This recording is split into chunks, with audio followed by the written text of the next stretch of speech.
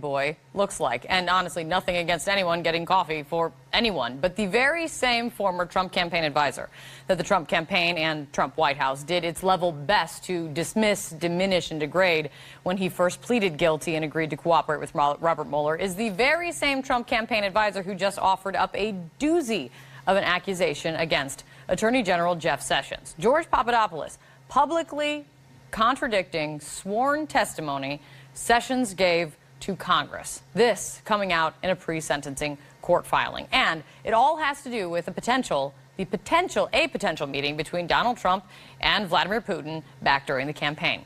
Joining me now with some very important details on this, CNN Justice correspondent Evan Perez. So what's going on here, Evan? Well, Kate, George Papadopoulos is asking the court to make sure he doesn't go to prison for any time whatsoever, to essentially serve probation, which is what he's already done. He's scheduled to go to sentencing later this week, and what his lawyer is doing here is saying he has some regrets. He's only a small part of this much larger operation, but as you said, the importance of what he's saying now contradicts what Jeff Sessions said in public testimony, sworn testimony. Take a listen to what the Attorney General said when he was asked about this. I pushed back at that. You made statements that he did, in fact, at the meeting. I pushed back. And the reason why that's important is now Papadopoulos in this court filing says that Jeff Sessions did not push back. I'll read a part of what the court filing says. He says, while some in the room rebuffed George's offer, Mr. Trump nodded with approval and deferred to Mr. Sessions, who appeared to like the idea and stated that the campaign should look into it. George's giddiness over Mr. Trump's recognition was prominent in the days during the days that followed.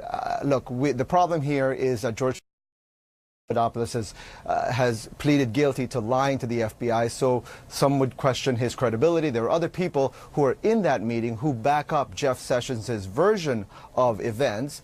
We do know that that obviously Papadopoulos has been, as you said, described as a paper boy, as a coffee boy, but you know, he was the first witness really to flip here in this investigation. So he's a very important witness as far as the Robert Mueller investigation. We'll see whether the judge buys this explanation. At this point, we expect that the prosecutors are going to push for at least a little bit of jail time in return for Papadopoulos' cooperation, but also the fact that he's pleading guilty to lying to the FBI. Kate? All right. Thanks so much, Evan. For a little more perspective on this, CNN legal analyst Paul Callan is joining me now. So, Paul, jumping off right where Evan was leaving off, why would George Papadopoulos and his legal team put this information and this accusation in his sentencing memo? I think it's a great move by them as defense attorneys. They're trying to demonstrate to the Mueller team that we are being totally cooperative, totally transparent, and in fact, we may be handing you a really important issue. Did the Attorney General of the United States commit perjury before Congress? So that's a big play by them to try to get leniency for Papadopoulos. So for Papadopoulos, they're hoping for probation, right? Do you think he will still serve jail time? I think he has a shot at probation because you have to remember the way federal sentencing guidelines work. The judge listens to a recommendation by the government and weighs the amount of cooperation that the subject has given. But ultimately, the decision is up to the judge. And if the judge looks at Papadopoulos, he may say, you know, he's been totally cooperative and he deserves probation. It's a first offense. Real quick, does it change anything for Jeff Sessions?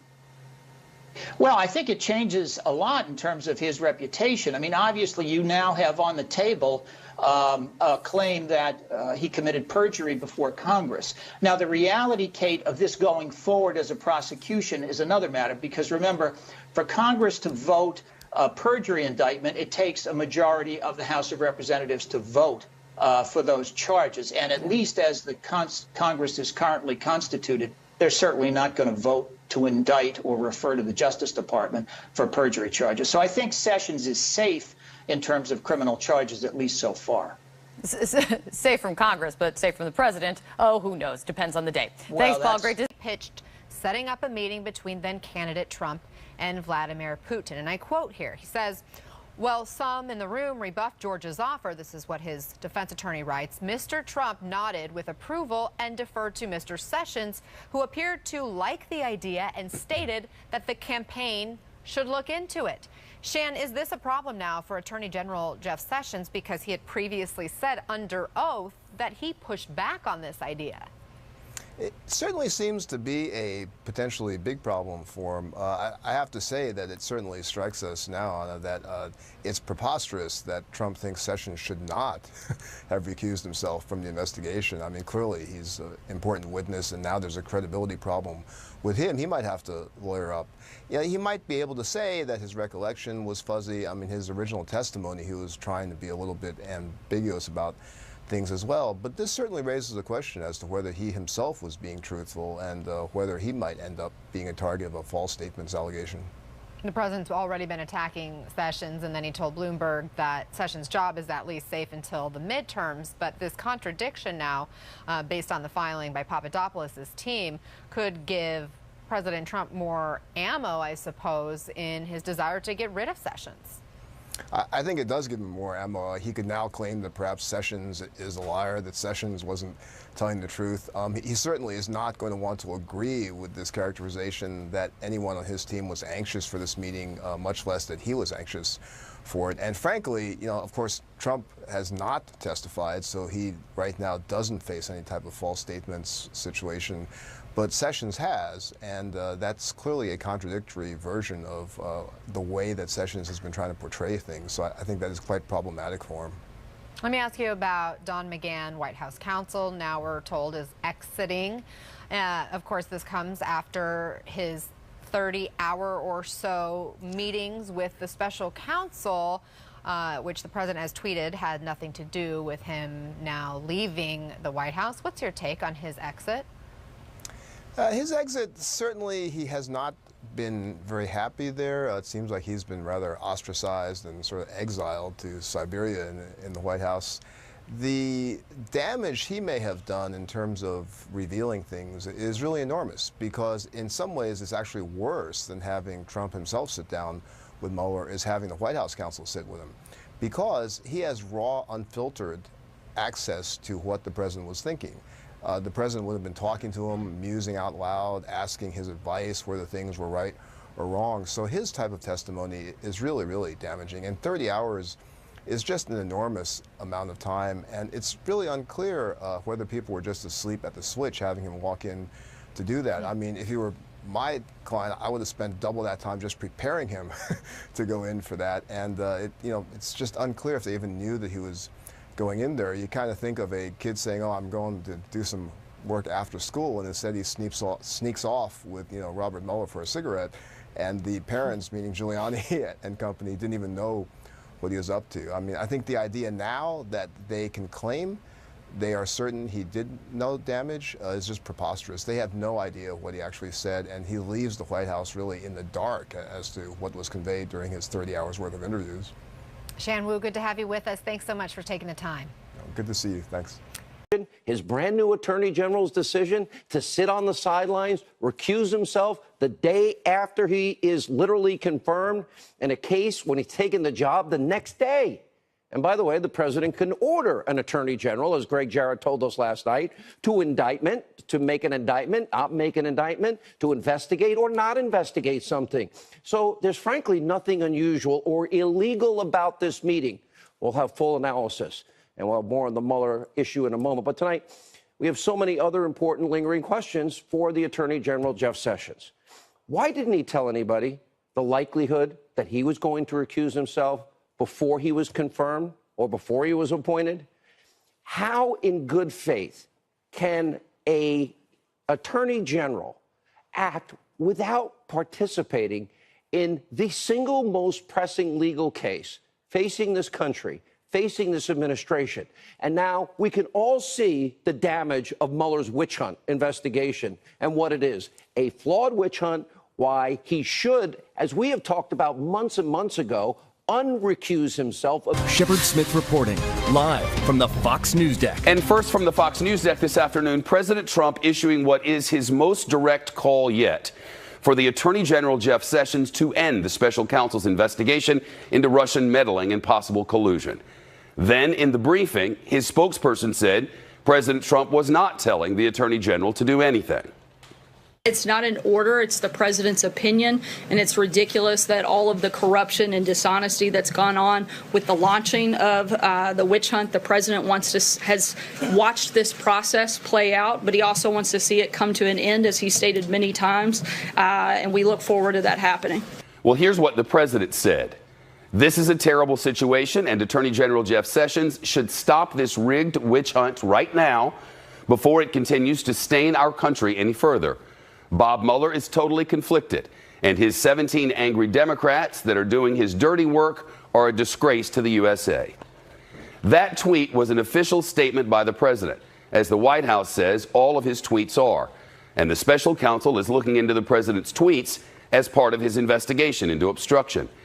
As the president and Mrs. Sanders are no doubt aware, Attorney General Jeff Sessions cannot end the investigation. He recused himself, as required, due to his role in the president's campaign. Despite that, President Trump said he would have picked a different attorney general had he known Sessions would follow the rules and recuse himself. In the past few days, the president has also stepped up his direct attacks on the special counsel, accusing Mueller by name of having conflicts of interest. More on that in a moment. The top Democrat on the House Intelligence Committee responded to today's tweet, as many others have, from the president. California Congressman Adam Schiff tweeting, "The President of the United States just called on his Attorney General to put an end to an investigation in which the President, his family, and campaign may be implicated. This is an attempt to obstruct justice hiding in plain sight. America must never accept it." The Chief White House correspondent John Roberts on Fox Top Story. He's live on the North Lawn. Hi, John. Shep, good afternoon to you. At the very least, there is an inherent contradiction here. First of all, on the one hand, you have the president saying that the Attorney General, Jeff Sessions, should shut down the Mueller investigation. But at the same time, the president and the White House have on many occasions said that the Mueller investigation should continue to its logical conclusion. The president tried to have it both ways today, sending out that tweet. But then at the briefing, Sarah Huckabee Sanders this afternoon saying, no, we think that the investigation should continue, though the president does think that it's been going on too long. And as you pointed out at the top, what he said today in that tweet was not official policy. It was an opinion. Listen here. The president is not obstructing, he's fighting back. The president is stating his opinion, he's stating it clearly, and he's certainly expressing the frustration that he has with the level of corruption that we've seen from people like Jim Comey, Peter Strzok, Andrew McCabe. There's a reason that the president's angry, and frankly, most of America is angry as well, and there's no reason he shouldn't be able to voice that opinion. You know, the president has vented his frustration and expressed his opinion about the Mueller investigation many, many times. And even though people say that the president, people at the White House here at least, and his outside counsel say that he was simply blowing off steam, Jay Sekulow and Rudy Giuliani found it necessary to both put out statements today, dialing back what the president said. Sekulow saying in a statement to Fox News, quote, "The president did not issue an order or directive to the Department of Justice." Rudy Giuliani saying, "We've been saying for months that it's time to bring this inquiry to an end." The president has expressed the same opinion. Again, the president has done this a lot, Shep. I can't count the number of times that he's expressed his displeasure about Jeff Sessions or talked about the Mueller investigation or the witch hunt, but I can't remember a time when both his outside attorneys felt it necessary to say, this is what the president really meant to say. Recused himself from all of it. It's now morphed into, let's see, New York taxi cab medallions, taxes, tax forms and counts, bank applications, fraud, payouts to porn stars, and what is a partisan witch hunt against the president and, frankly, everyone around him. An unmitigated disaster for so many personally. Lives upended and literally uprooted, and the entire country as a result. During his interview with Ainsley Earhardt, the president had this to say about his absentee attorney general. Let's take a look. Will you fire Sessions? Well, I'll tell you what. As I've said, I wanted to stay uninvolved. But when everybody sees what's going on in the Justice Department, I always put justice now with quotes, it's a very, very sad day. Jeff Sessions recused himself, which he shouldn't have done, or he should have told me. Even my enemies say that Jeff Sessions should have told you that he was going to recuse himself, and then you wouldn't have put him in. He took the job, and then he said, I'm going to recuse myself. I said, what kind of a man is this? And by the way, he was on the campaign. You know, the only reason I gave him the job because I felt loyalty. He was an original supporter. He was on the campaign. He knows there was no collusion. Why hasn't Jeff Sessions done a thing? And today, Sessions, then, what does he do? He indirectly responds to the president in a statement. Well, Rod Rosenstein maybe wrote it in part. While I am Attorney General, the actions of the Department of Justice will not be improperly influenced by political considerations. Okay, is the Attorney General, Jeff, I've known you for years. Do you not realize the shocking two-tiered system of justice in the country under your rule as Attorney General? You being the head of the... But this is the umpteenth time the president has targeted him, humiliated him. Do you know why, or do any of your sources know why Sessions is still in the job? Has the president made any effort to fire him or Sessions to quit? And would you take that kind of abuse, day in and day out? I take it from you every day. No, I'm only kidding. No, I wouldn't. I would never work for Donald Trump ever in my life, and not just because. And you know, the way he treats people would be just another reason why I wouldn't work for him. But I mean, that's the one thing. Listen. Why did Anthony Scaramucci, you know, he almost give his left arm to work for this guy? Why do all these people want to work for this guy? I mean, you know, some of it is you want to be close to power.